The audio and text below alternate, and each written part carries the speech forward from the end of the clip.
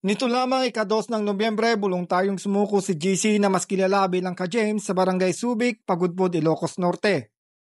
Si James na 58 taong gulang ay naging bahagi ng Ka-Michael Platoon sa ilalim ng Ariola Command mula 1986 hanggang 1994. Sa kanyang pagsuko, pumirma si James ng Oath of Allegiance na nagpapatunay ng kanyang tapat na hangarin na suportahan ang mga programa ng kasalukuyang gobyerno.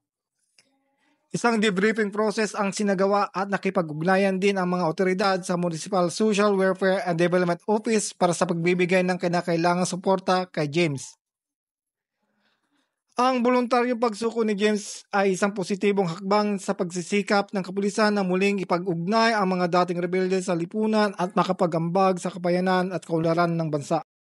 Mula dito sa Ilocos Region, ako ang inyong PNN correspondent, Police Staff Sergeant Marvin J. Crovero, alagad ng batas, taga-taguyod ng Balitang Pulis.